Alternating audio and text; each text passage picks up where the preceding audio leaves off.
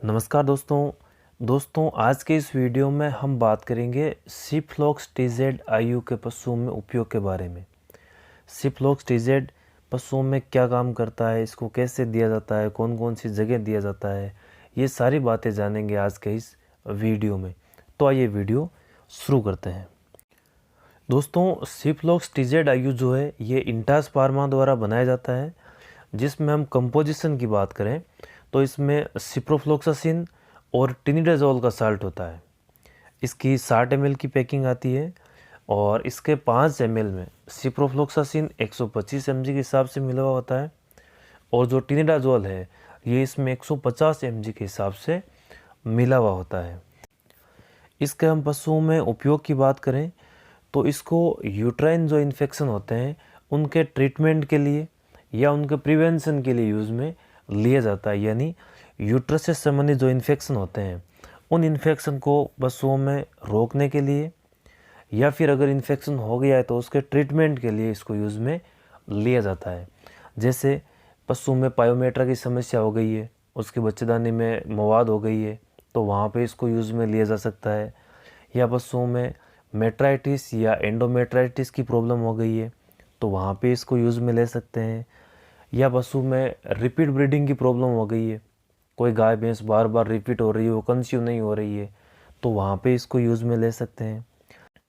इसके अलावा पशुओं में जब आरओपी की शिकायत हो जाती है यानी उनमें जेर अटक जाती है और उस जेर को जब मैन्युअली रिमूव किया जाता है यानी उस जेर को हाथ से निकाला जाता है, हाथ से उसको गिराया जाता है, तो ऐसी कंडीशन में भी इसको यूज़ में लिया जाता है। पशु में जब जेर को हाथ से गिराते हैं तो इन्फेक्शंस होने के चांसेस ज़्यादा रहते हैं, वहाँ पायोमेट्रा होने की संभावना ज़्यादा रहती है।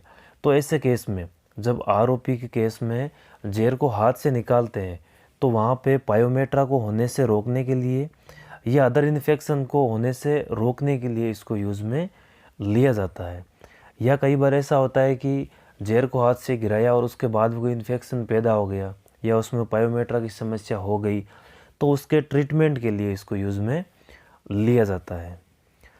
पशु में जब एबॉर्शन होता है तो एबॉर्शन में भी इसको यूज़ में लिया जाता है ताकि उसमें जिस इन्फेक्शन की वजह से या जिस वजह से एबॉर्शन हुआ है वो समस्या आगे के लिए ना रहे, तो एबॉर्शन के केस में भी इसको यूज़ में लिया जाता है।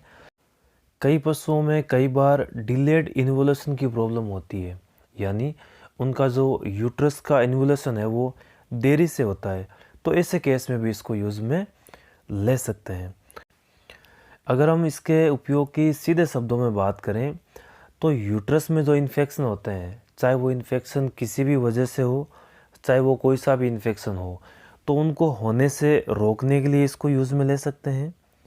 या फिर अगर कोई इन्फेक्शन हो गया है तो उसके ट्रीटमेंट के लिए इसको यूज़ में ले सकते हैं। जैसे पशु में रिपीट ब्रीडिंग की प्रॉब्लम है तो वहाँ यूज़ में ले सकते हैं। मेट्राइटिस, एंडोमेट्राइटिस या सर्विसाइटिस की प्रॉब्लम है या एबॉर्शन है या डिलेड यूट्राइन इन्वोल्यूशन है या पायोमेट्रा की समस्या है या आरओपी है, यानी यूट्रस संबंधी कोई भी समस्या हो तो वहाँ पे इसको उपयोग में लिया जा सकता है। इसको उपयोग में लेना कैसे होता है, इसकी डोज क्या होती है, रूट क्या होता है, तो रूट में तो इसको इंट्रा यूट्राइन यूज़ में लिया जाता है, इसको यूट्रस में डाला जाता है। और डोज की अगर हम बात करें तो ये 60 ml की पैकिंग आती है। जो सिफ्लॉक्स टीजेड आयु है इसकी 60 ml की पैकिंग आती है जिसको लगातार 3 दिन से 5 दिन तक यूज़ में ले सकते हैं। यानी 60 ml आज, 60 ml कल, पर डे से ऐसे 60 ml के हिसाब से यूज़ में लिया जाता है। जो इन्फेक्शन की कंडीशन के हिसाब से, इन्फेक्शन की गंभीरता के हिसाब से इसको 3 दिन से 5 दिन तक यूज़ में लेते हैं। अगर इन्फेक्शन नॉर्मल है तो वहाँ इसको 3 दिन यूज़ में ले लेते हैं, ज़्यादा क्रिटिकल कंडीशन है तो वहाँ इसको 5 दिन तक भी यूज़ में लिया जा सकता है। इसका काफ़ी अच्छा रिजल्ट में देखने को मिलता है।